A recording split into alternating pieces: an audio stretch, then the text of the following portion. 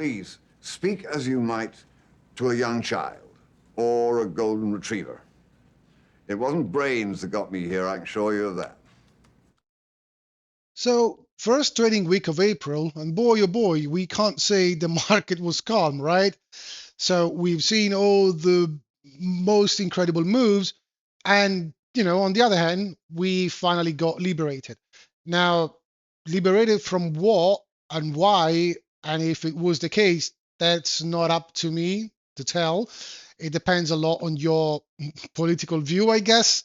I'm not qualified, nor do I have the desire to judge on it, which is why I wanted to start out the video by saying that the main topic of the week, of course, was the tariffs, the quote unquote reciprocal tariffs. But having a deep dive into it would require maybe 4 hours. That doesn't mean that I didn't spend a good chunk of my week doing it. But I'm not gonna talk deeply about what happened with it because otherwise the video will take like 4 hours. A funny thing, a fine detail that you might notice is that if you check the time on my watch, you'll see that I'm actually recording the initial and the intro part of the video after recording all the rest because I wanted to make sure that the video was already long enough before actually deciding to completely skip the tariffs implications and all the talks about the formula. Is it right? Is it not right? So I'm not going to talk about it. A few hints here and there, maybe relative to the different assets we are going to look at. And the video is going to be long, I'm telling you right away. So if you might feel like you want to skip a few parts, if you don't really have any interest in, let's say, gold, just skip the gold part, or oil, just skip the oil part, or currencies, just skip it. All right. Other than that, even from an economic calendar standpoint, yeah, we could spend 10 minutes talking about all these different data points. For me, what was really important this week, it was just NFP and employment data and how the market would have reacted to them. NFP came in positively, beating expectation like a lot. But on the other hand, unemployment ticked up. So a bit of a mixed result. Overall, if you just look at the headline, you might say that was a positive one for the market. Therefore, the, the very bearish reaction the market overall had to it, it would confirm the bearish thesis and the bearish posture of the market.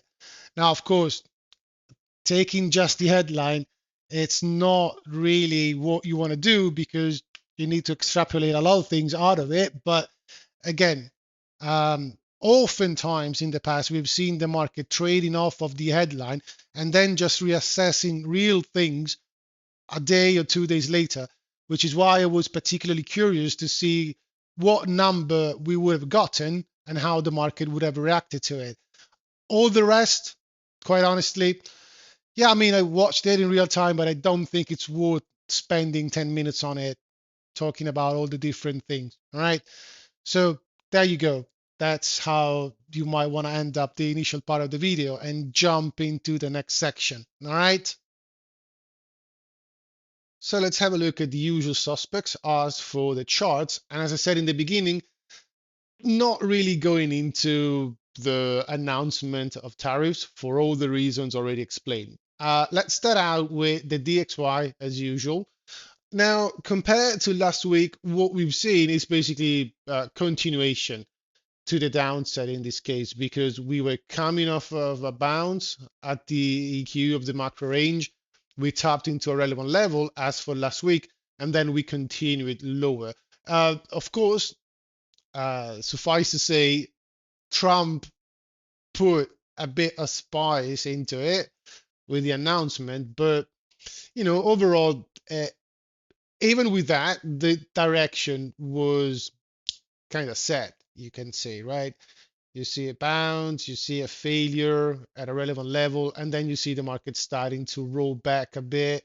So what you do expect is a retest of this area, and since it was already tapped into twice in a very short period of time, you do expect that next time price reapproaches those areas, probably won't be able to hold, which is what we've seen. And of course, the increased pace in volatility was a direct consequence of what we've seen throughout the week with all these new stream coming in. Now, we tapped back into these levels a bit above the macro range low, but would you consider it a test of the range low? Indeed. I mean, close enough. It's close enough sometimes. And overall, we kind of got back into this pocket right here, or this base before these huge run up. So if you are familiar with the price swing model, or the characteristics of a price swing model, this is pretty much it. I mean, we established a base, we rallied off of it, we had our little poses throughout the run up, our shelves were created, then we put in a top. We started to get back into the previous shelves, which were created. We bounced off of them. This was particularly nice because you just tapped into the shelf top, shelf middle, and the shelf bottom was a non-reactionary type of level. In this case, we just dropped. So we got back into this other shelf right here. We tapped into the shelf bottom, which coincidentally it was matching up with the EQ of the range. We bounced off of it and we came back to base at the end of it. That's just a broad representation of what we've seen. Of course, if you zoom in, you might be able to appreciate many other fine details and different characteristics of price action. But what matters now is after this huge drop, we ended up the week with a bounce, or at least a bounce attempt. As for now, so as for Friday's close, we didn't manage to get back above the EQ. And quite frankly, even if we did, at this point, given the behavior we have seen, you could have expected a bit of resistance when we eventually get back into these levels. But, we'll see. I guess you just want to be very nimble right now because no matter what you think, and although I'm a firm believer in technical analysis, as we've seen, uh, currently there are many different things which could take your analysis and completely throw it out the window. Uh, or, you might have a piece of analysis set up and you might try to establish reasonable targets, all right? And they might be vastly overshooted because of what's going on in the macro environment or geopolitically and all the emotional responses we are seeing right now. I mean, I'm not I'm not gonna act like I'm a saint. I've been caught up a little bit in all these news coming out. To some degree, it was to just keep up with what's going on. To some other, I can't honestly deny I was caught up even from an emotional standpoint, right? Uh, Again, I said emotional, not necessarily political, but you know, you start to see all these things going around, and you know that sooner or later, or to one degree or another, they might impact you as well. So naturally, you tend to have a bit of an emotional reaction. It's pointless to deny that, and I think everyone is having it, given the amount of polarization I'm seeing all across the internet right now, and even in my own communities, or at least the ones I do participate in, right? So there is not a lot to say about the DXY at this current moment in time. I think if you want to outline a bit of ranges, you might take these fractal right here and this current one right here, which was freshly created and confirmed, and saying, well, you know what? We basically got these range to the downside and this other one to the upside at the current moment in time. So up until the point price is just stalling in between these and these, which coincidentally you could still see a bit of a matching between the EQ and the range low. So up until the point we are hovering around the lower half of the EQ, you should take the DXY relative, so the dollar relative to other currencies, with a much more, bearish tone. Now, again, we can't just end up an analysis without being controversial or counterintuitive a little bit. Bear in mind the dynamics at play, which involves the dollar, other risk on assets or risk of assets. The point that I'm trying to make is, for the longest time you have been used to think about the dollar as the flight to safety type of trade, which, don't get me wrong, there are many different reasons to subscribe to that thesis. I'm just saying, the environment can shift, and different dynamics at play could actually reflect different states of the world order, the geopolitical landscape, the macroeconomic landscape, and whatnot. So, long story short, what we've seen is the dollar screaming higher throughout these last 3, 4, 5 years, right? Like in here. And then, instead of being pushed down quickly toward the previous levels, maintaining itself at reasonably and decently high levels compared to the ones which were it was coming from, right? And at the same time, you've seen the stock market in the US vastly outperforming the rest of the risk on asset classes all across the globe. Because, of course, there is a relationship. If you think the US it's the only game in town and you want to participate in that market to get the yield that this market is providing you, what do you need to do in order to be able to participate? Well, you need to acquire the dollars that you then need to acquire those assets. So that, I think, that changed things a bit, in the sense that instead of seeing the dollar as a flight to safety and you expect the DXY to shoot to the upside and, let's say, the S&P to collapse, on a macro scale, we have seen kind of the opposite. We've seen the DXY being relatively strong and the equity market in the US being strong as well. So it's counterintuitive a little bit, which brings me to the you know contention, potentially contention right here, which is, now you've seen the DXY pulling back like a lot. At the same time, risk on assets in the US pulled back like a lot, right? I I would pay attention if you see the DXY now spiking to the upside while risk on assets are kept particularly weak, or remained particularly weak as for price action. Because at that point, you need to flip the switch again, trying to dance around these two dynamics and narratives. So at that point, it would be okay. So up until this point, so over for the last, 2 months and a half, the dollar was weakening as the market in the US was pulling back. Makes sense, right? If it is true that a lot of strength for the US equity market was coming from foreigners, so foreigners trying to participate into it, pouring money in, they needed to sell their local currencies to acquire the dollars to then acquire the US assets. If now foreigners are pulling back, they do sell the assets, and then what do? They sell the dollars and they get back into their local currencies, right? So if you see now the DXY shooting to the upside while markets overall and broadly keep on staying relatively weak, that's where you get back to your flight to safety. Or that's where you might see liquidity issues manifesting themselves all across the financial markets and the monetary system. Okay. I know it might be kind of difficult to grasp, right?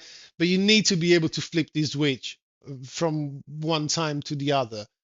It doesn't happen so often, gladly, but it can happen. It happened in the past, and most likely, if history is a good teacher, it might happen into the future. All right. I was curious to see if this database was up to date, but unfortunately it's not. It's still updated to March 31st. It's going to be updated on Monday, I guess, April the 7th. It's going to be, yeah, Monday. So we have discussed this chart. It's the nominal broad US dollar index, or, the trade weighted index, right? And we were looking 2, 3 weeks ago about the discrepancies in between these index right here and the DXY. So I was just curious to see if these now actually plunged to the downside, mimicking what the DXY did, or if it stayed relatively stable. Because if you try to bring this up on TradingView, yeah, of course, you see that you lack a segment of PA. But I just wanted to see if we have these green line essentially still stable to some degree, while the DXY it's just plunging, because we were looking at it and we were saying, yeah, I mean, if you zoom out for real, like kind of like these, for instance, what you can see is that the DXY came down like a lot, but this one it didn't came come down to the same degree.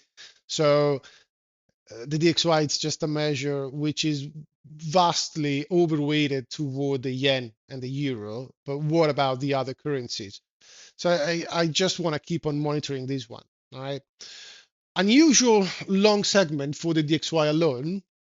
So let's move on to the others, which just did what the DXY did, of course, just in the reverse. Was nice. I mean, you remember, if we zoom in on the Canadian dollar here, we were talking about it and we were saying, yeah, although it's unable to catch a bid, but all these tests into this level with the uh, inability to keep on plunging might be the sign that over time we managed to break through. So we did. Now, of course, the week ended up with a bit of a pullback, but yeah, to the same level. So we'll see how Monday plays out. Uh, Even the euro pulled back a little bit on a Friday, and the pound was particularly weak on a Friday. Uh, I mean, we are still above this level, so but these type of spike to the upside and a quick fade. I'm not particularly sure if that's a positive or a negative. I mean, usually that would be a negative, especially if you now see the pound being particularly stagnant at the lows, right? So I I'm not particularly confident in immediate continuation to the upside for the pound. The euro looks a bit better, although it's just short term. If you zoom out enough, you can see that you know all in all the pound is relatively stronger compared to the euro, and it has been since basically last October. So relative strength would still favor the pound, but everything is on the DXY at the very least for now. So I I think we just need to wait and see on currencies. And this is something I keep on monitoring, because I got this comment, I think it was just yesterday. Yeah, I mean, currencies, they are probably much more important market to keep on following and monitoring the currencies. Look, I do know currencies, they don't look as fancy as other asset classes, like, the indices or oil or gold. The reason why I'm always monitoring currencies, I'm always monitoring interest rates, I'm always monitoring the spreads in the credit market, it's because no matter what you think of them, in the current framework, all right? And again, you might like it, you might not like it, but in the current framework, these are taken as money. All right. I know the definitions are different, right? You got money and then you got currency. And then in between the money category, you got your sound money, right? But I guess for me, the point would be really like what's the market thinking, right? Because you might have all the different theses and ideas about what money should be and what function should be the most important for money, you know, store of value, right? But what if the market is thinking that the most important role that quote unquote money should cover right now, it's medium of exchange? And don't get me wrong, but that was it since the start of globalization and since, uh, the revision to Bretton Woods and the establishment of this neoliberal school of thought as for economics, which was set up by Reagan and Margaret Thatcher, right? That was the main thing, the main role currencies have covered. And they have been controlled and manipulated in order to take care of the balance of trade in a system which were going toward globalization, the increasing amount of international trade. These things were extremely important. And even if today you are seeing kind of a pushback to globalization and a return to a different type of world order, we're not there yet. We are not there yet. So these things keep on being important. Just one very simple example. Why are we talking about trade wars, currency wars? Why someone in some specific place in the globe is so worried about currency manipulation in order to impact the trade balance that some specific country might have as an advantage on another? Of course, I'm talking about the US and China in this moment, right?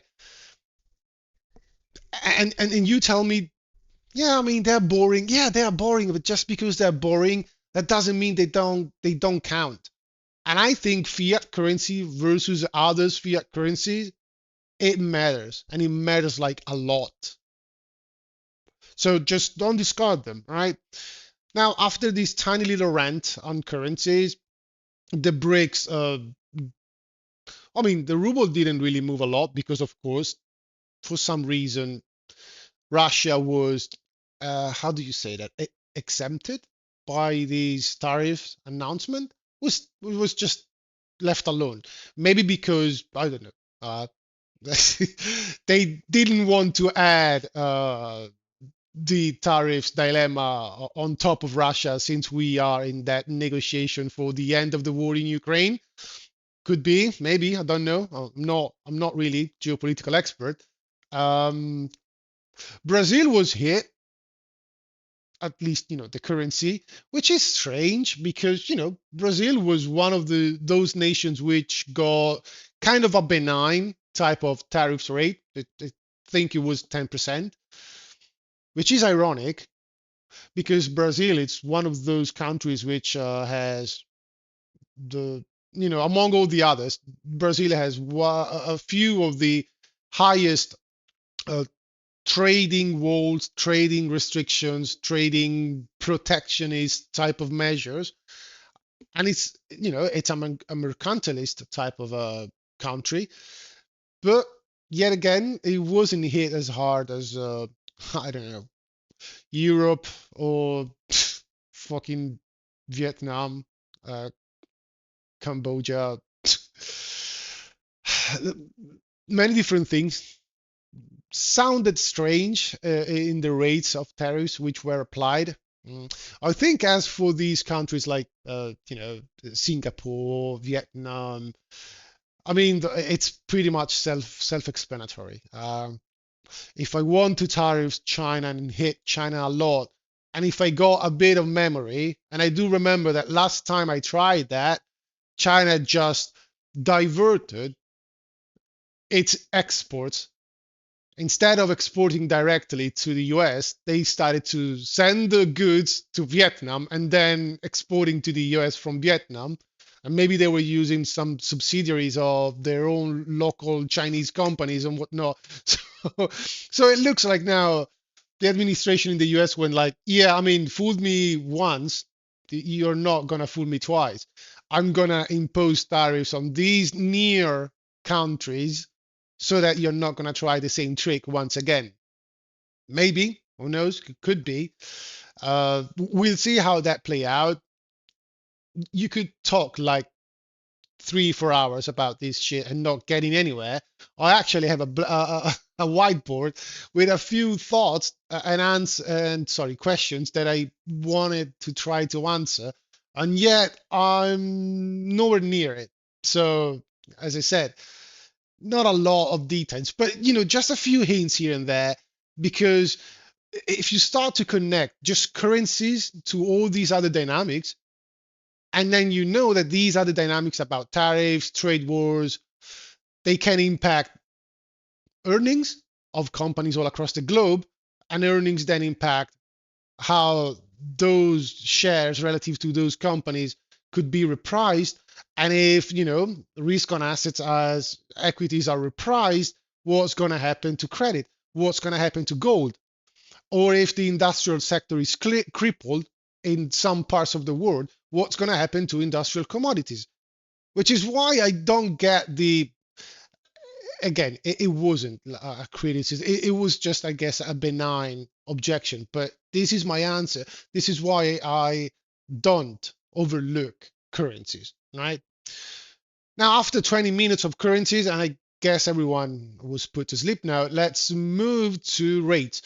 As for rates, I do remember we had these ranges outlined, and the disposition was, well, up until the point we really don't break out one way or the other, I think I would be particularly neutral. Now, with the help of President Trump, it looks like we are trying to break out, at least on the long end. The medium and short end, they basically collapsed. I mean, the 2 years, it's what?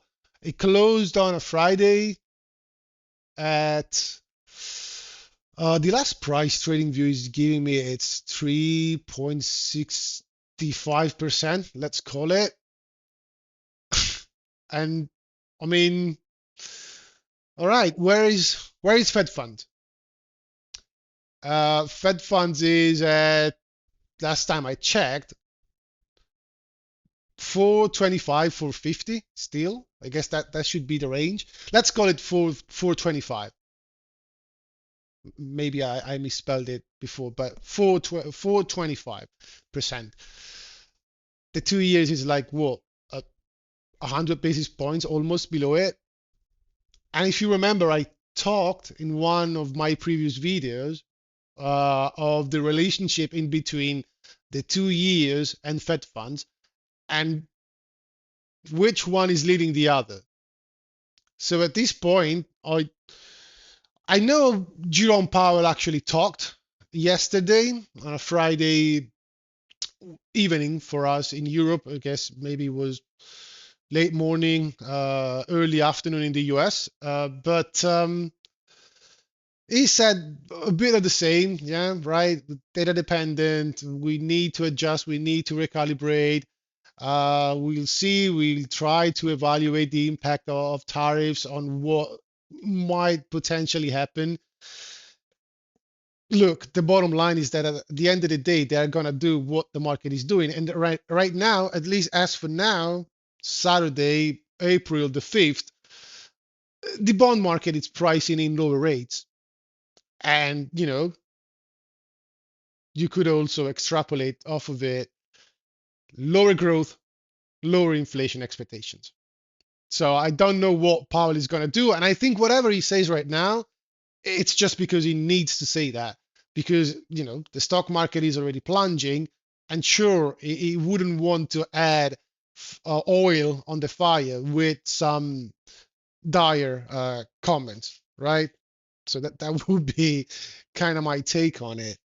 Now, conversely, sure, the bonds they traded to the upside, a bit sloppy, a bit volatile, of course, especially again, even in here, you see that Friday's close was a bit of a rejection in a way, and it wasn't a convinced and strong up close. But you know, we've seen it. We've seen the same in currencies. So could just be people don't feel comfortable going through the weekend holding positions because you know, God forbid what Trump could say throughout the weekend, especially now that China responded to the tariffs. Actually, they came out swinging, saying, "Oh, we are not going to stand for it. We are going to retaliate immediately," while knowing that one of the caveat of the U.S. tariffs was, "And if you retaliate, we are going to escalate to the upside even more." So, if a big country like China immediately retaliates, uh, could it be some sort of incentive to other countries to do the same? I don't know. I mean, if this ends up in an all-out trade war, I think to some degree treasuries might be a good place to hide or to park a bit of your capital in. Just don't expect the entire thing to be kind, slow, and gentle. And on top of it, we might want to check. Let's check this one, right? The move index. These should measure the volatility in the treasuries and other different. It could be a type of insight in term premia type of bullshit. Although I don't necessarily subscribe to the old term premia structure, at least the way it is proposed by mainstream economics, but that's a topic for another time, I guess. So you see that the index actually had an uptick recently because, of course, the VIX had it, and even the bonds started to trade with an increased volatility. Now, it might look a bit grim if you just look at the year to date, but I mean, if you start to zoom out on the 1 year, right, you see that even in here, we are kind of in a range bound environment. And you could take, the 85 level as your range low, the 120 as your range high. That would be your first deviation, which usually see a quick fade and a quick reversion to the mean. And now we are just coming off the lower part of the range back to the upper side of it. So I mean, is it catastrophic? I I don't necessarily know. I don't necessarily think so yet, especially because when you zoom out even more, uh, you can see where it was a bit worrying, right? Like in here, if it goes to 100, it's bad, or if it goes to 150, 140, like in here, then it's kind of bad, right? But for now, it's kind of like the same we were talking about as for the VIX last week, right? Uh, of course before it spiked to 40, right? But yeah, I mean it's moving in a range, but compared to 4 or 5 years ago, we are seeing increased levels of volatility. So that's another thing that you might want to consider, right? Now if you zoom out even more, yeah, you see that basically since 2020 we got the spike. For a brief moment where everything seemed to be under control with the Fed interventions and whatnot, things got back to kind of normal or very low levels of volatility, and then it just skyrocketed to the upside and never came back to those levels. So it might be another thing to consider when you look at the bonds, and when you try to wrap your head around about the fact that they seem to be particularly you know pun intended, volatile, right? So just bear it in mind. Let's move onwards to oil. Boy, oh boy, oil was just a mess this week, wasn't it? we have seen this massive plunge into the oil market. Now, I guess, at the end of it, we, well, I was a bit on my feet, like saying, yeah, we approached these levels, so I guess that's where I want to switch a bit more back to neutral. Quite honestly, the market actually rebounded a little bit. We came from 65 up to 72, so $7 move in oil. It's not bad, but there's one right here going from 70 down to what? We touched 60 on the spike, and then we closed around 62. So, on a closing base, $8 in 2 days versus $7 in what? In 20 days? That's your volatility spike right there. Now, again, this is another thing that it has macro ramifications. What we've seen is OPEC Plus actually stating that they needed to increase production now because I guess, they have tried to cut supply, right? We cut supplies, and therefore we hope that the the price will get a bit more stable because at the end of it, it's natural that the countries which actually produce and export oil, they would like to have price relatively stable at relatively high level so that they can make more money off of it. Now, of course, they try to cut supply in order to stabilize price, but it looks like at the end of it, demand came down faster than how much supply could be cut. And this nail in the coffin was, you know, Trump announcing tariffs. Because if you do announce tariffs in a world which is still operating, whether you like it or not, on a framework of globalization, you impair global trades. Therefore, you create slower economic growth. If you got slower economic growth, what you're going to have it's a lower demand for energy and, consequentially lower demand for those commodities from which you get the energy you need. So, you know, all in all, there was a bit of a news type of event component. There was a supply and demand type of dynamic with, OPEC Plus increasing now production because, they can just resist to a level, but at a point, if they see the price which keeps on going down and they have already cut the production, they are now producing less, so selling out less at a lower price. So at a point, they will need to try to increase production and try to sell more, even if the price is lower. Actually, right because the price is lower, you need to sell a bit more of it in order to maintain the same type of revenues. It's just that, then you have to face the supply and demand side of the equation there, right? Um, Maybe oil would have come down no matter what, and the news was just a catalyst. Yeah, absolutely. Uh, that poses another, guess you could even call it an issue, probably, which is, one of the thing Trump was aiming for, beside lower inflation, lower rates, was lower oil prices because they are tied to inflation, obviously. Now, he got it, right? The problem is that if the price of a barrel of oil goes down below a certain threshold, that starts to hit a bit even American producers.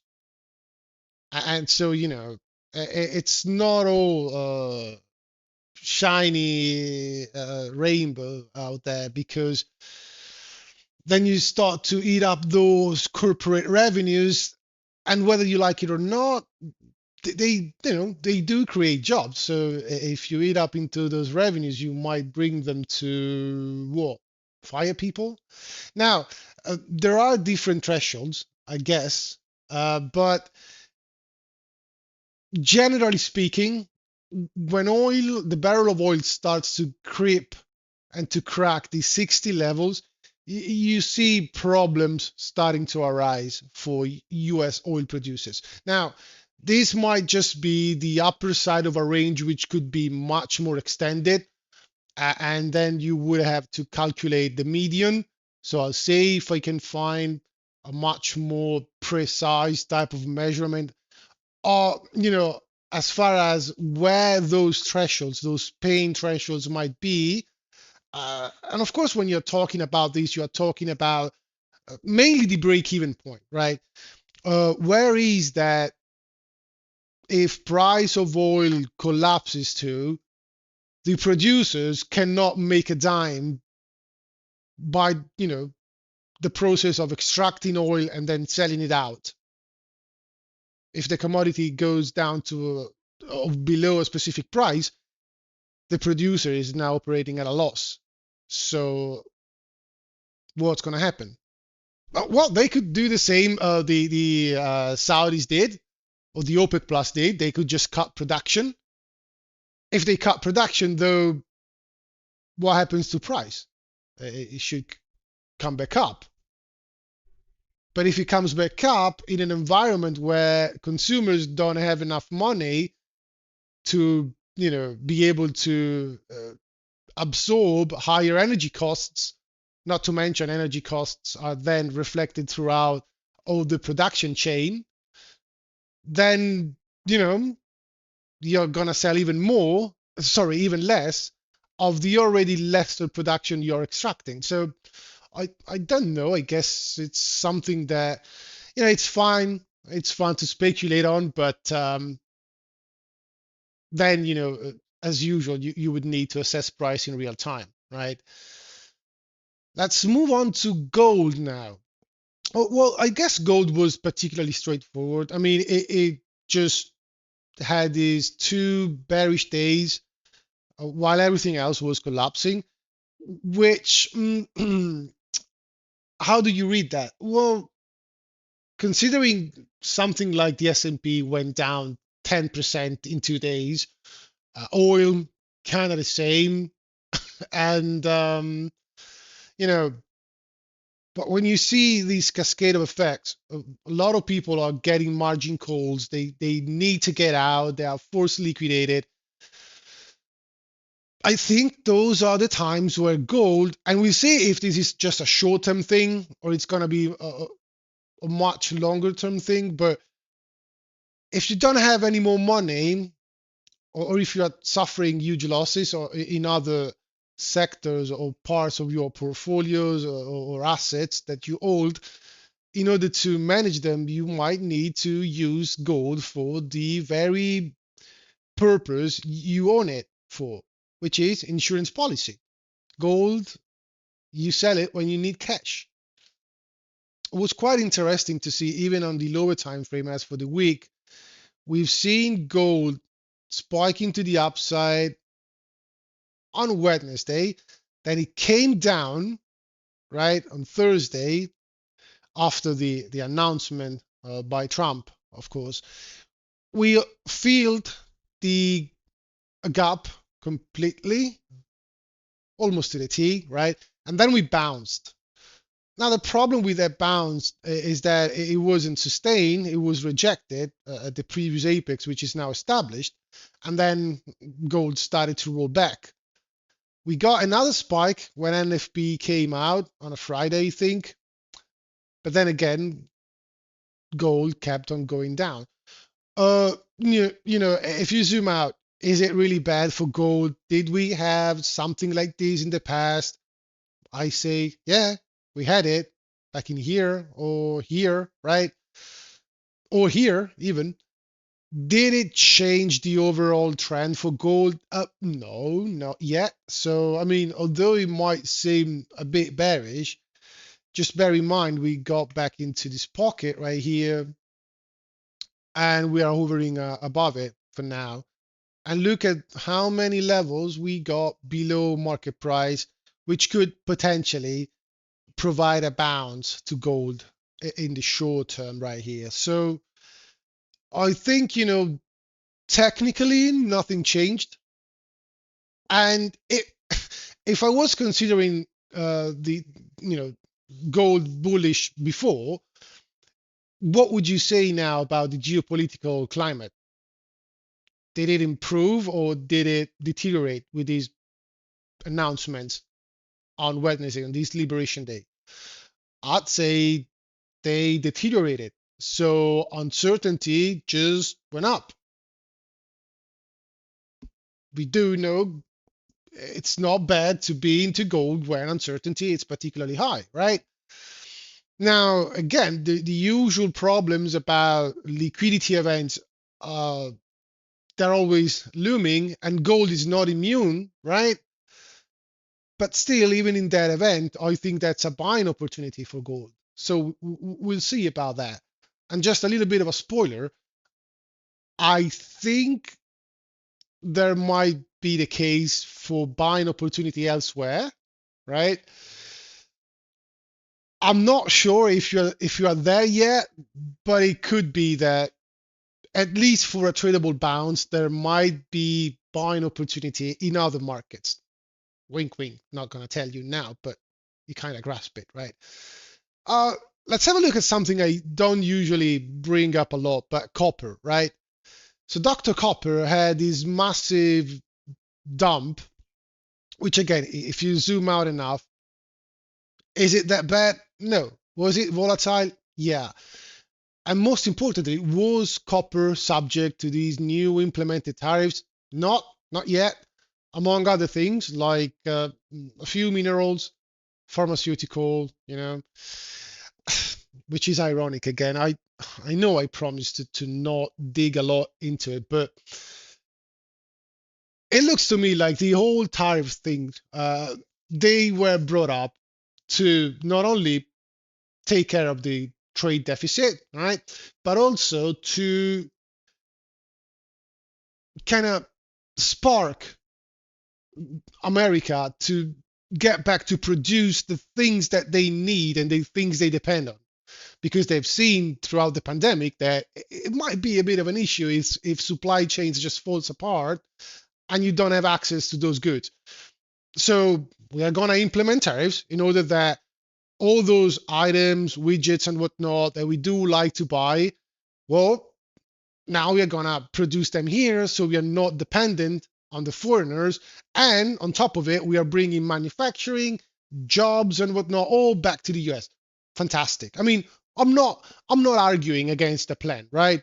I think it's legit. Like if you manage to get it, kudos to you. I mean, uh, I don't feel like I'm in the position to criticize a plan for political reasons. I mean, politics is strange, and the reasons are always particularly shady. But if you look at it from the standpoint of the US, you might even think, well, it makes sense, right? Especially after what we've seen in the pandemic, with shelves at the stores completely empty, because well, wait, we did suddenly realize that everything we buy and consume, it's all manufactured abroad. What's going to happen if all of a sudden some of those manufacturers are going to say, I'm not going to sell to you anymore, or use it like some sort of a geopolitical blackmail? So I get the need and the point of bringing back production. But if tariffs is the stick that you want to use to spurge these production fly back to the US, well, wouldn't you say that pharmaceutical it's something that you would need in order to maintain a healthy population, or minerals is something that you would need in order to fuel the industrial sector that you want to bring back? So why aren't you tariffing it? Aren't you tariffing those sectors in order to induce people to open up new pharmaceutical industries in the US, or mining industries in the US? Since you ran on a campaign where you said America is sitting on a sea of oil, sea of a lot of nice minerals. We got a lot of rare earths, and yeah, so just go and get it, or at least create a framework by which people would feel incentivized to go and get it instead of importing them, right? It's another thing which to me at face value didn't make a lot of sense, but I can see the point, right?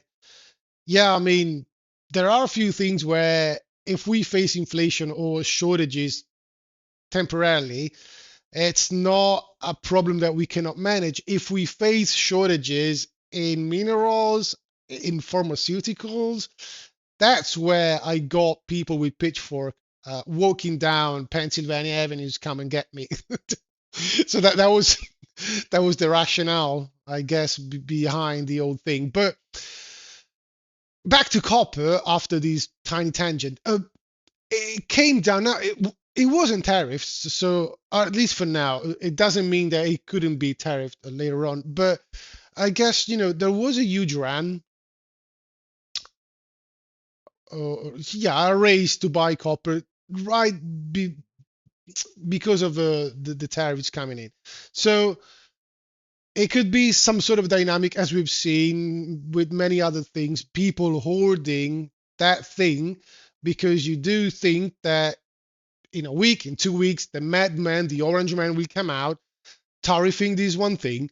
And at that point, you're not going to be able to buy it at the same cheap prices as before. So it's better to hoard it now and lock in these advantageous prices. What happens when it is not tariffed? Oh, we overpaid for this bullshit. Just sell it all, right? And buying it back later at prices which were normal, even before the tariff scare. Could it be some type of dynamic like that? Maybe.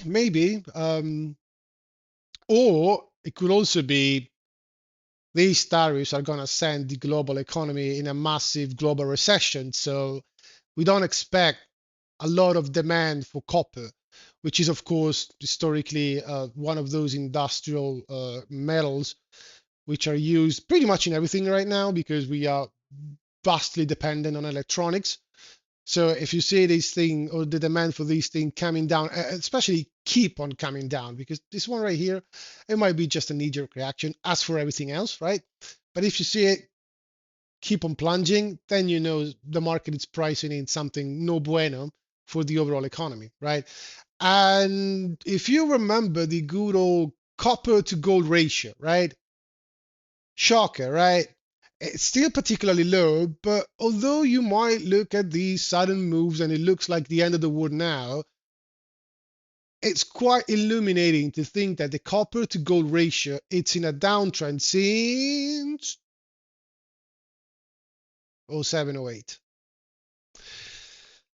We are getting back to that theme as for it looks like '08 never went away and it was just masked with all these monetary interventions and central bank interventions, but the real economy never really recovered.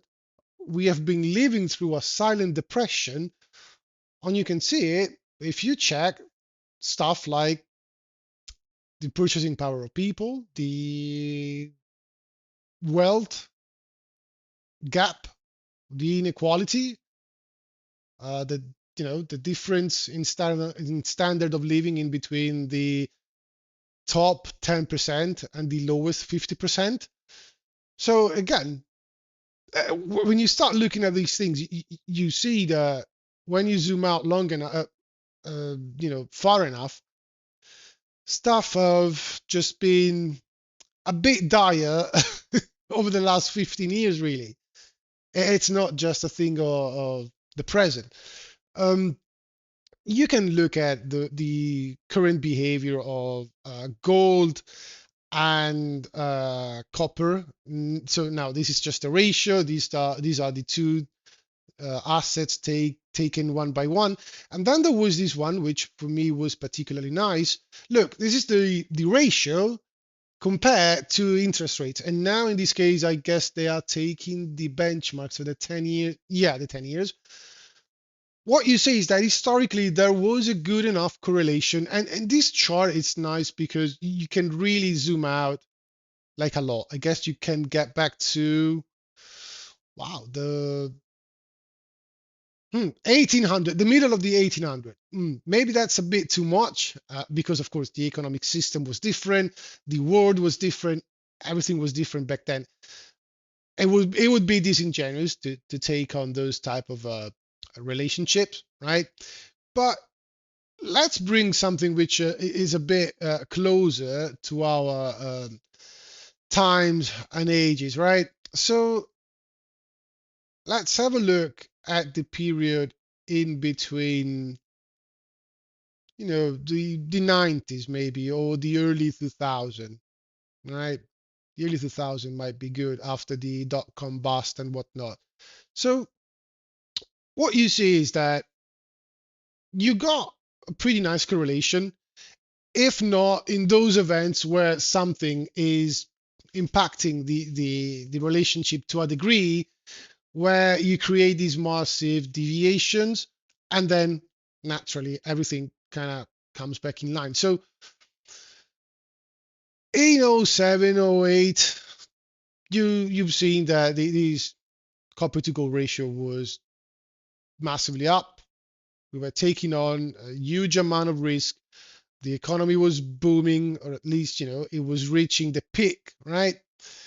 But, you know, at the same time, the 10-year was relatively high because we we are talking good enough levels, right? Uh, then everything collapsed in '08, and since then, this ratio was particularly correlated with the 10-year. If not for these instances where you've seen a bit of deviations, right? So look at that. Starting from here, you see that the 10-year, it's still particularly down, but the copper to gold ratio, it's starting to maintain itself at a higher level. Which one of the two is the one which is reconnecting to the other? Like in this instance right here, it looks to me like it's the 10 years which is reconnecting back to the copper to gold ratio. All right. Let's just take another one of these examples where you see a good enough deviation. All right. Let's have a look at these. So that was after the pandemic shock, not short. So we got monetary interventions, the central banks, all the PPP loans, helicopter money, and whatever. And you see the copper to gold ratio, which starts to go to the upside. And just a few months later, you see the 10 years starting to follow because what we got was inflation, right? You got a massive disruption in supply chains, and then you flood the economy with money.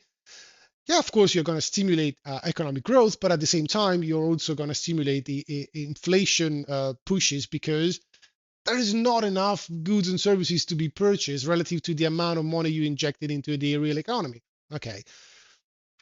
And then what you see after 2000, the middle of 2022, let's call it, right, is that the copper to gold ratio starts to slowly bleed to the downside while rates are maintaining themselves particularly elevated. So again, if history is a good teacher, which one of the two would you think will realign to the other? All else being equal, I'd say at a point again, yields will collapse to get back to reflect the situation that the copper to gold ratio is actually exhibiting, right? At least if you take as an example the framework we have been living through starting 2008, where I think many different things in the monetary system, in the macroeconomy actually shifted and probably won't ever get back to normal. So this is why sometimes, not always, but sometimes I do take a look at copper, right? So a positive note, it's Bitcoin, which incredibly, and I guess many different crypto enthusiasts are actually wonking at this time, it held up relatively well. Actually, it was up in these 2 days where the equity market was collapsing. Bitcoin was up. Yeah, it was volatile, of course, but if you manage from close to close, what was it? If I can do that, of course, because never, nah, shit. Let's do it this way. Was up like, well, all right, 2%, but Bitcoin up 2% while the equity market it's collapsing 10%. It's a bit of a new thing, right? Now, again, that doesn't mean that everything is fine. Bitcoin finally decoupled. This is just what? 1 week, 2 weeks. You would need to see something like this happening for 6 months, 1 year, to start to think that they finally decoupled from each other. I honestly don't have an explanation for why Bitcoin is relatively stronger at the current moment in time. So, bluntly put, I'm not going to try to rationalize stuff I don't know, trying to pull out an explanation out of my rear end. I'm just saying, I don't know. Somehow it's happening. My framework, since it's just again 1 week, 2 weeks, my framework didn't really change. So I still see it as a risk on asset. But I am particularly curious now to say if eventually Bitcoin follows the rest of the market, or the rest of the market will, after this sudden and sharp drop, will get back in line, kind of mean reverting, and it will be the rest of the market to get back in line with Bitcoin. And it might turn out that if it was a generational buying opportunity in equities, Bitcoin in that framework might be set up pretty good. I'm I'm attributing to that kind of a very low probability, right? But it's not a case that you can completely discard, which is why I'm not doing it, and I'm still entertaining the possibility that at a point the two things will be decoupled. I don't think we're there yet. I'm not saying that's what I'm seeing at the current moment in time. Not enough time to be, stated. But hey, that's how the market is behaving. And at the end of the day, price action is the ultimate harbinger. So you can't argue with price action, right? I'm just saying I don't understand the why. I don't have a clear explanation for why this is happening. I'm just acknowledging it is. From a pure technical standpoint, we are still on support, right? Um, we tried to rally and it wasn't sustained, it was quickly faded.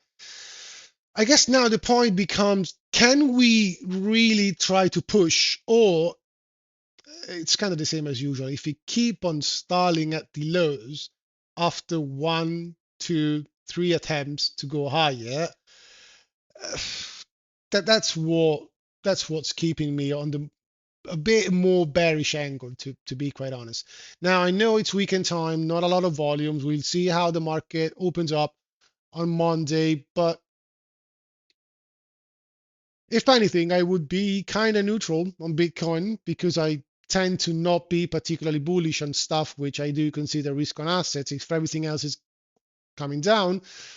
At the same time, the fact that everything else is coming down and this one it's not could could be a telltale sign of something different happening. So, if you even out your bullish stand and your bearish stand, the end result is that I'm neutral on it. Brief pause again before the equity market section, and then I'm gonna get back to it. I think, even if I decided to leave out all the deep dive into tariffs, this video it's gonna come up really long because many different things happen.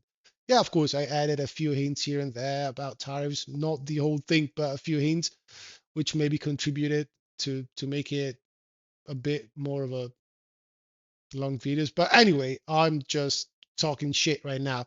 Brief pause. We will be back right away.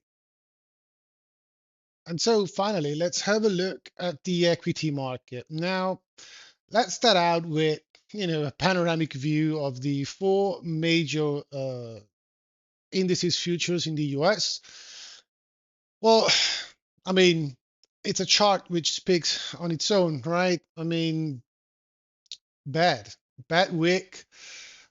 Uh, Straight out the bat, I might say I was getting into this week with of course, a bearish tone, but I have to admit, these down move actually exceeded all my bearish expectations. Now, if you remember, let's say for the Qs, I was looking at this level right here, and I was looking at this low. Well, we actually went way beyond that, as you can see, as for the close.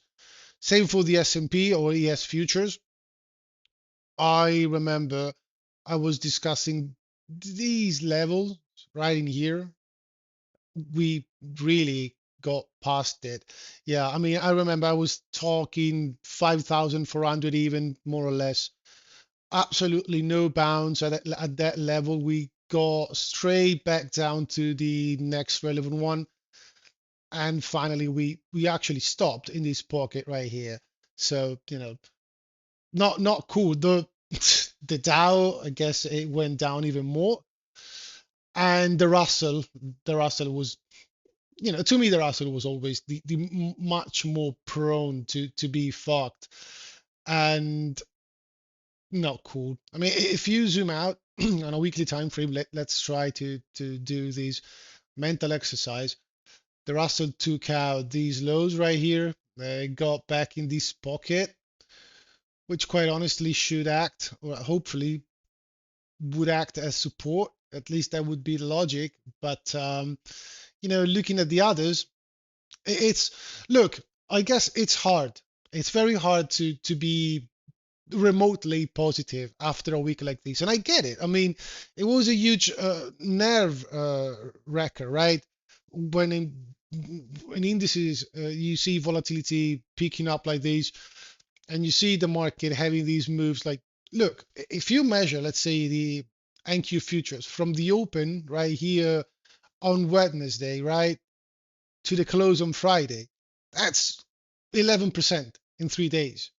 And ES futures from the same open down to the close, that was slightly more than 10% in 3 days. Now, of course, we had a bit of a bounce Monday, Tuesday. So overall, if you consider from the weekly open to the weekly close, it's not really 11 and 10%. It might be, I don't know, maybe 8 and 7%, something like it, but still a very negative week.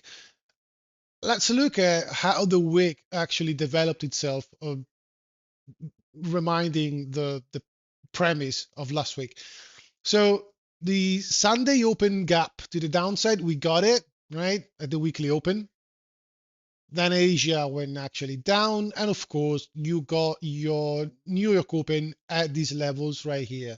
So that was nice. I mean, we got confirmation of the Sunday open gap to the downside and the regular trading hours gap to the downside. Now, what happened next? Well, the market actually started to pull back. It put in a low right at the open in the first hour since the New York Open, and it tried to rally. It rallied into Tuesday and, of course, Wednesday. But again, as many other things, you can kind of see when you have a genuine rally or a drawback. What do I mean by it if we zoom out on an hourly time frame? It was, I guess, it's a bit, I don't know if everyone look at it the same way I do it, but when you got a sharp move to the downside, right, you see a lot of conviction on the side of the sellers. And the move is impulsive, and you don't really have a lot of pullbacks in between. So you can see the market is pretty one-sided, right? But when you got moves like these, the drawbacks, so the pullbacks, you see that they are usually a bit choppy, a bit sloppy, right? Market goes up, comes back down, goes up, down again, up, down, sharply up, and then you got, of course, news hitting with Trump talking, and the market just it was just shattered, right? So even from behaviors like these, you can kind of get the feeling of what the market is really doing. So, you know, that might be a telltale sign.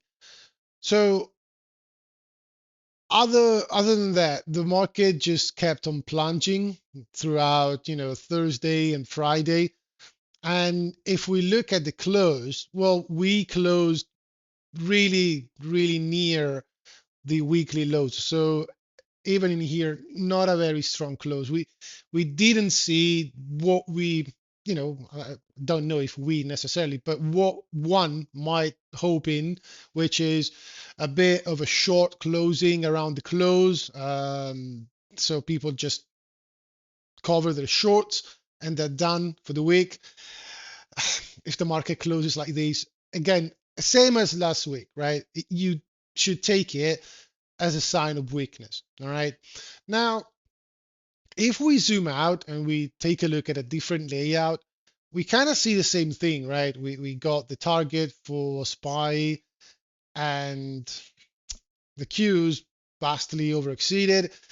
I got I got a comment throughout the week. I don't remember if it was on probably on Thursday, which I wanted to address. Well, first of all, I would like to thank the person actually making the comment. It was on Discord, not on YouTube. But look, the comment was along the lines of, wait, everything you quote unquote predicted actually played out exactly like you did or predict, right? And I was like, okay, so how do you take this comment? I say, yeah, I mean, eventually the market actually went down, but it's it's not about it's really not about predicting, right? It's about building up cases, as I said.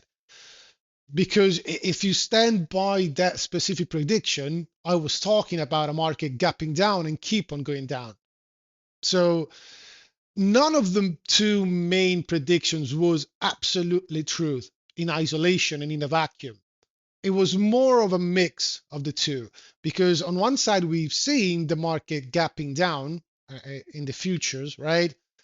But it was quickly bought up. And at that point, we actually came back testing into that inefficient move we were talking about last week. So we filled in last Friday's move. We got back into testing some moving averages as it was postulated. After that, with the catalyst of the news, we finally rejected it and had continuation to the downside. So I guess there is always a nuance in being overall right and being, right on a niche. Because look, if you went by the letter of those two cases built up, when you saw the market gapping down, that's, yeah, I just want to short now. But then you got 2 days after it where the market most likely takes you out or liquidates you or stops you out, whatever. And then you see it actually going. So it's always important to assess things in real time. And as I said, it's not about being right or wrong. It's about evaluating and assessing the current environment, establishing triggers, establishing parameters, establishing levels, and then modifying and adjusting your behaviors and your actions accordingly. You might have a bias, and there is nothing wrong with having a bias in markets, but just bear in mind that you need to establish points where you need to divorce from that bias. All right. So in this case, it might have been, yeah, I mean, my initial thesis of the market keeping on plunging didn't manifest itself, but hey, you know, as a secondary plan, I was saying, well, up until the point we just drew back this leg and we kind of maintain ourselves below these moving averages, and these moving averages are still on this bearish posture, I would still be bearish oriented and therefore hunting for short after the bounce, which is what you got. Even if you didn't actually trade the day of the news of Trump announcement, you got another 2 days where hunting for short wasn't bad. So just a little bit of a clarification there. But anyway, um, I can't deny I'm happy if people are genuinely interested in what in what I say. I mean, I should be very thankful since there is only 55 of you. So, I should take you in a huge consideration, I guess. Now, beside that, I think now the question becomes what's going what's going to happen next. This is my this is my well, let me try to phrase it correctly because I don't. So let's just say this is where it might get tricky once again, because of course you would go into next week with the same bearish bias you might have had throughout this week. And this is what I'm actually going to do. If we are in a bearish environment, I'm going to be bearish first and foremost. Now, if you look at the anatomy of this move, anyway, one of the things you should try to consider and put into your analysis is that the usual, the farther it goes, the weaker it gets. When you got very inefficient moves, they are very prone to sudden and sharp drawback or pullbacks, right? That doesn't mean that you're going to see a reversal, but at least, just keep it in the back of your mind's eye that you might see a pullback. And if you are familiar with quote unquote bear market rallies, they tend to be particularly violent. So just be aware, not losing your shirt. And even if you might get it intraday, put in the cards that you might have a few good trades on the long side of the market. Maybe. We'll see. It's too early to tell, right? Let's at least wait for Monday to open up. But it is something which I wouldn't absolutely discard. Now, at this point, I guess after a week like this and a daily chart, which when you zoom in, you just see the red, or in this case, the purple, but anyway, the bearish color coded type of schematic in here. So let's try to zoom out a bit. Now, what do we see? On a weekly time frame, we see that we are now at the 100 days moving average. We closed below sharply, not even a rejection or some attempt of providing support yet. If you zoom out even further and if you go on a monthly time frame, what you see is that we breached through the 21 exponential on the monthly time frame. So again, it's not particularly cool, all right? Again, that leaves the doors open for a bit of a pullback. Bear in mind, this is a monthly candle. There are still 20, 25 days. So you don't know how this monthly candle is going to be shaped up at the end of April. Just, the fact that we are breaching through levels where you would have expected at least a reaction. It's not necessarily a nice sign for now. So, just to have a little bit of reference from the very, very higher time frame, what you might decide to do or not to do intraday or intra-week should be based on the lower time frame. So you take the higher time frame as for reference, and then you try to assess what may come out of those higher time frame areas or zones.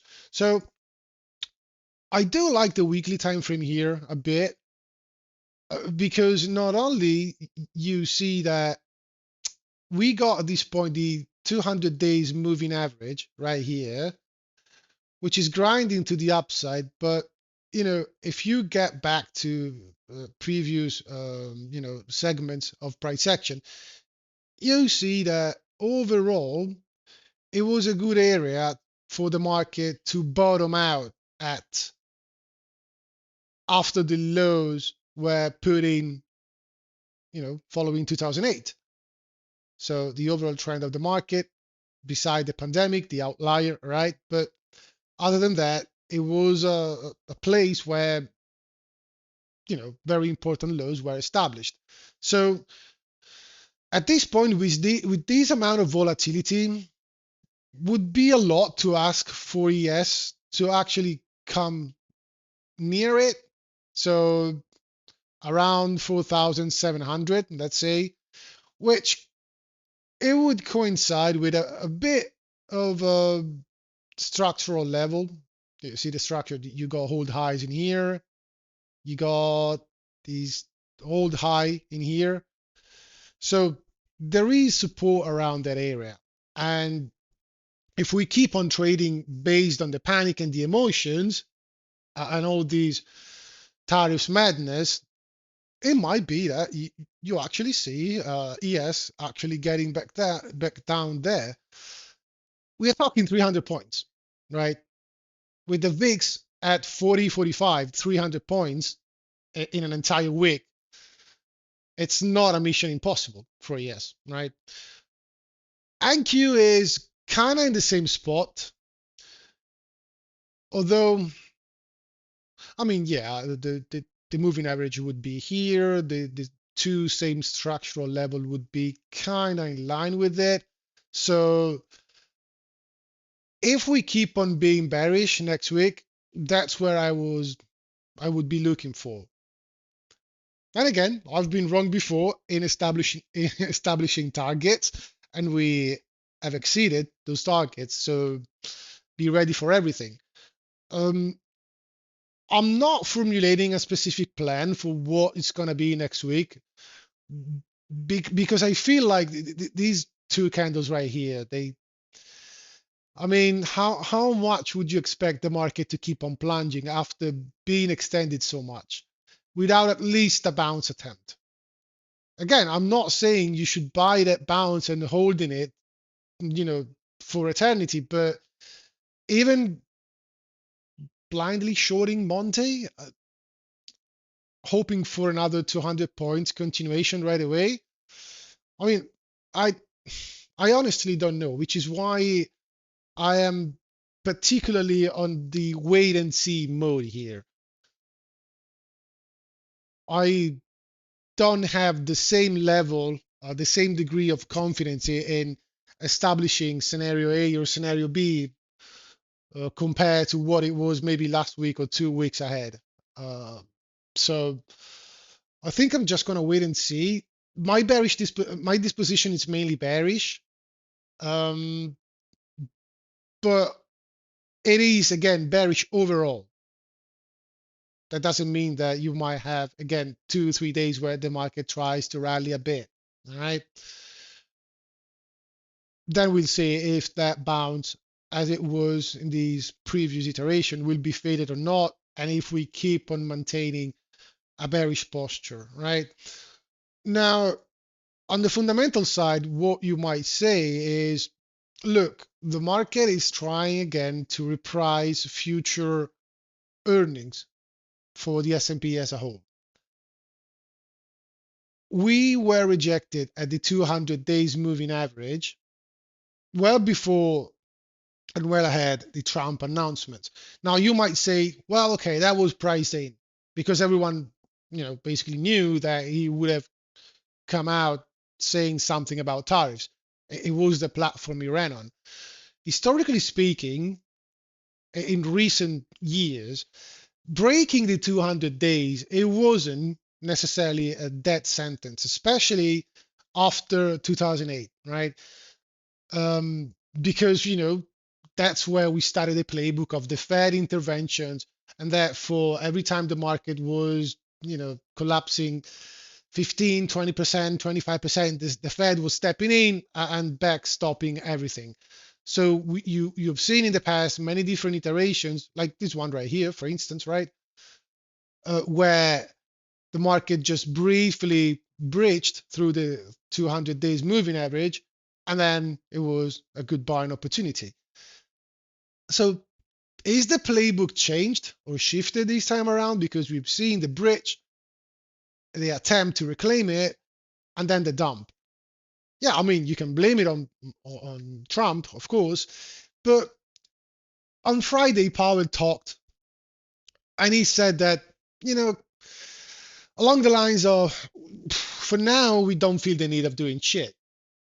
So how will the market is going to react to it? It's kind of like your, hey, the Fed put is out scenario, and therefore the market will sell off even more.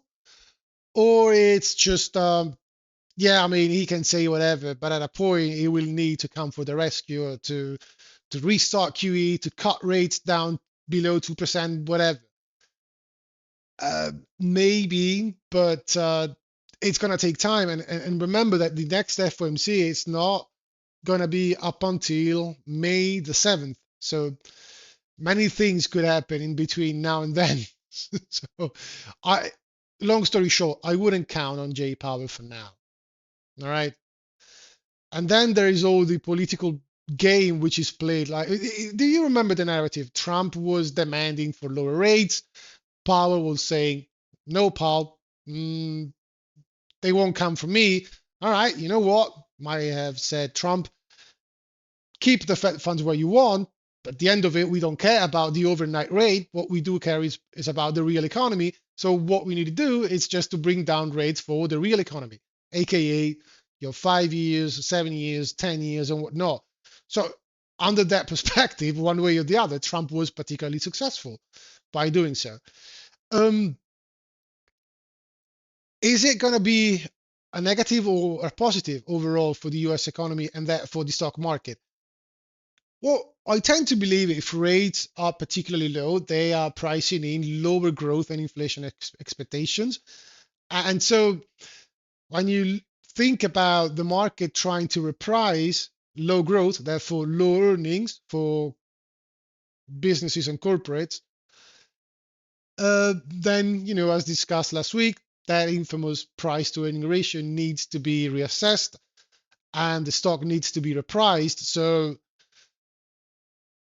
I think if you start to check the correlation in between the annual change in earnings compared to the annual change in the S&P, we are going through that process of reestablishing what the correct or fair assessment would be for their earnings now that tariffs are really implemented. And remember, as we said, 41% of corporate revenues for the companies of the S&P are coming from abroad. So if you impair global trades or if you start a trade war, those revenues might be impacted. If those revenues are impacted, of course, you need to reassess the entire thing. Now, forward earnings estimates for now, at least standing to the latest data, they don't seem to be revised massively lower. It could completely be different in a week or two. We'll see. But that's certainly something which is going to play out, which is going to be reflected in the market over the coming weeks. Also, quick reminder that we are now in a corporate share buybacks blackout window because we are going to enter earnings season once again shortly here. So you are also lacking that buying pressure from buybacks for now, I guess. As usual, the first will be the banks, so the financial sector, and then you will gonna have your big caps, and at the end of it, the tech sector and whatnot. And then we might start to think back to buybacks coming back in, and so an additional buyer stepping into the market. All in all, I'd say as for now, it's fair to be particularly bearish on these markets. And you might want to buy. I've seen people actually starting to buy, which again, it depends on your time horizon, right? All right. If you're buying for the next 5-10 years, well, you're just buying at 20% discount. So it might be cool, right? Especially if you're buying stuff where you think fundamentally they do have value, and we've seen these shift, this rotation from growth toward value, right? Stocks which pays you a dividend, which are yielding you something, if not just only the price appreciation of the stock itself. Maybe they got a good balance sheet, therefore they might endure a potential downturn better than others. And stocks which are related to companies which are maybe a bit more recession proof relative to, I don't know, the Max 7. Who knows, right? So I think there are many different mixed feelings in the market right now. I tend to try to be a bit more calm. What am I seeing right now is everyone basically pulling their hair, thinking that this is Armageddon and the market is set up to collapse. And it might very well be. I'm not discarding that possibility, especially if the US economy at the end of it is actually going to go into a recession, right? There is a huge amount of leverage in the system, all the rest, all the usual songs, bearish songs and bearish porn out there. I'm just saying, since I do trade intraday and I do like to assess these things on a week by week base, although a huge part of me it's still massively bearish, I cannot deny that these level of deviations, these level of extension, usually you don't see it being protracted for such a long period of time. So just be aware of it. And just in case, if you want to have a bit of numbers to stick on it, shout out to Mason from the Discord. There are some charts, some Excel sheets, which can actually prove you what historically happened after, you know, 2 days in a row where the S&P lost it more than 4.5%. So it might be something which could resonate with you and it could help you to take decisions. Same as there are data for what happened when the VIX reaches these levels in the past. And it was the first time in the month that the VIX reaches into these levels. And you got the S&P compared to that behavior in the VIX, and you can kind of see what happened, 1 day, 2 days, 3 days later, 1 week later, and whatnot. So I guess it's always a measurement of mean reversion over time in different periods of history, right? It just confirms you again that the farther it goes, the weaker it gets, or markets don't move in a straight line, right? So no matter your disposition overall, right, just remember that there there might be some sort of a disconnection here and there in between the long-term direction and the intraday or intra-week type of behavior, right? Let's check the VIX, right?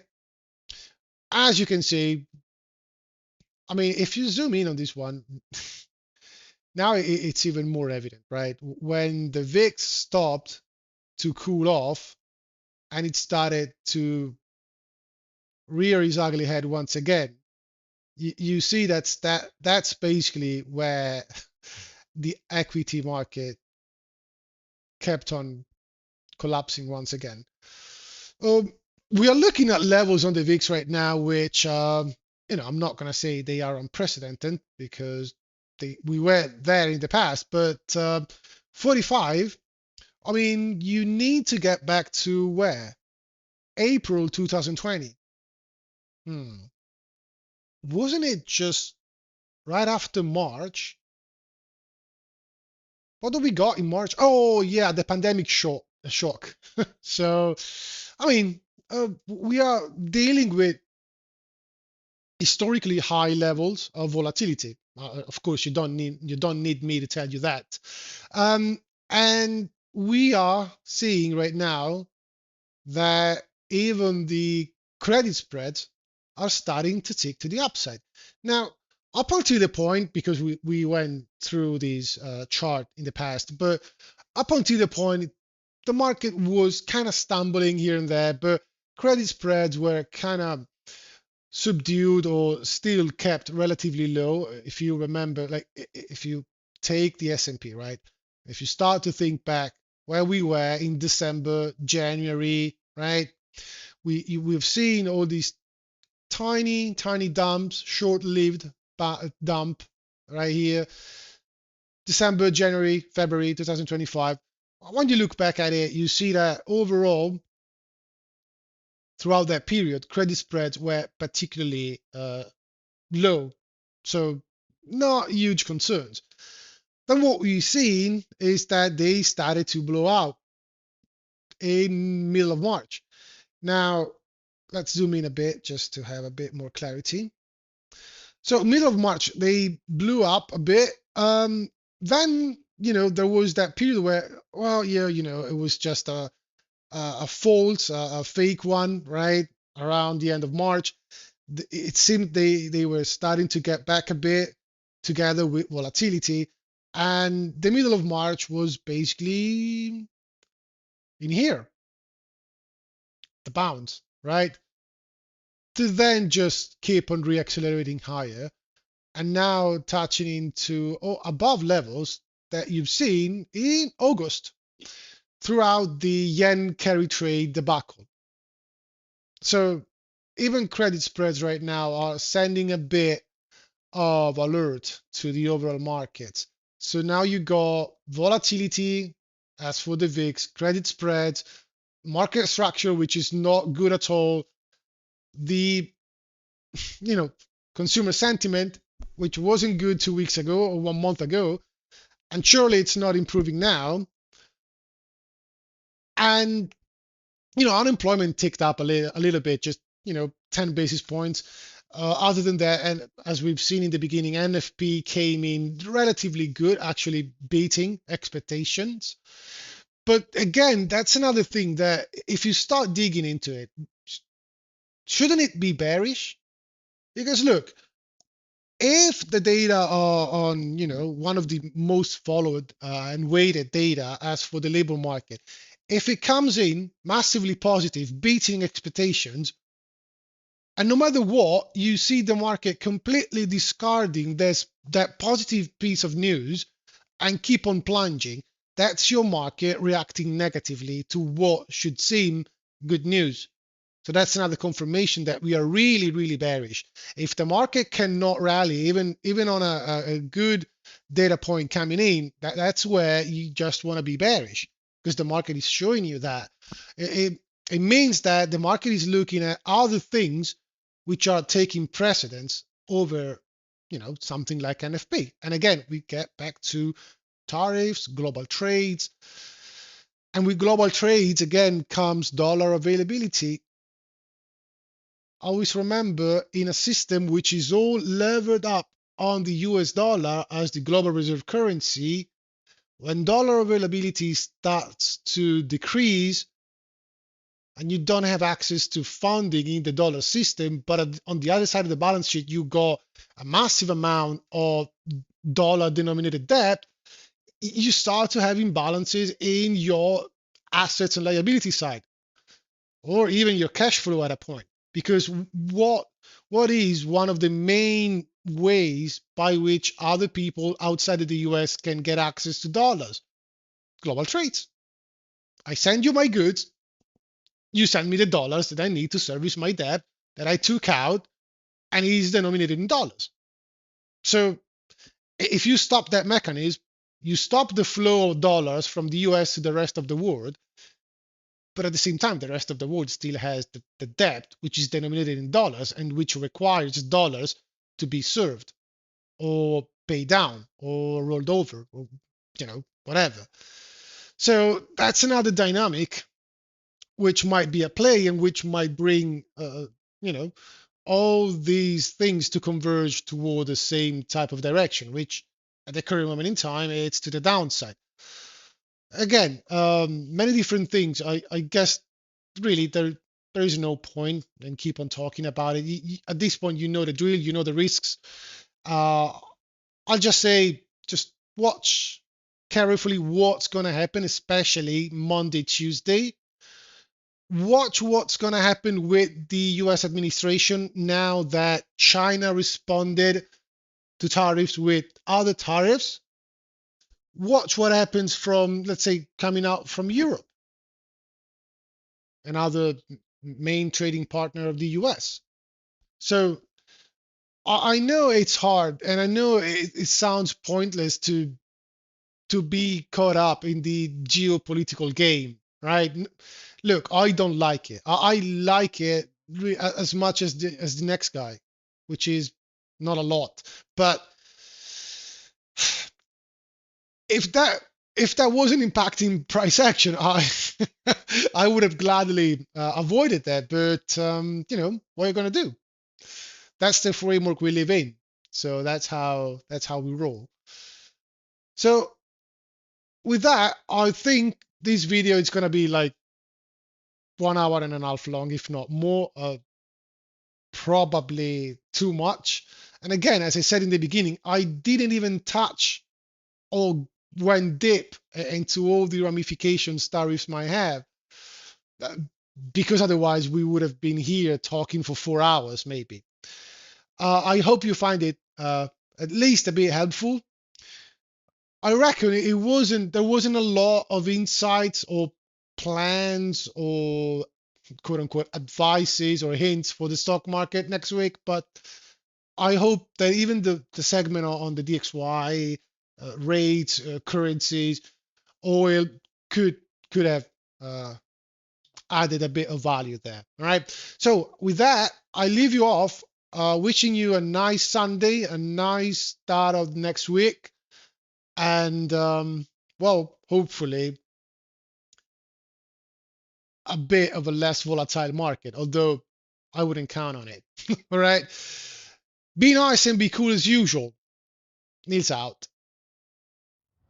Shit, this is really gonna affect people. Yeah, it's going to affect people like me. Well, real people. Jesus, Seth. Listen, if you really want to do this with your life, you have to believe you're necessary, and you are. People want to live like this in their cars and their big fucking houses they can't even pay for, then you're necessary.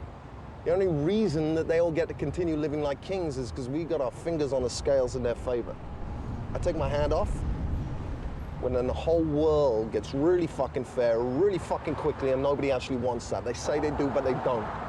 They want what we have to give them, but they also want to, play innocent and pretend they have no idea where it came from. Well, that's more hypocrisy than I'm willing to swallow, so fuck. Fuck normal people.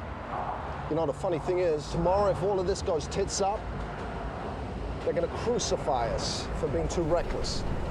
But if we're wrong, and everything gets back on track, well then the same people are gonna laugh till they piss their pants, because we're gonna look like the biggest pussies God ever let through the door.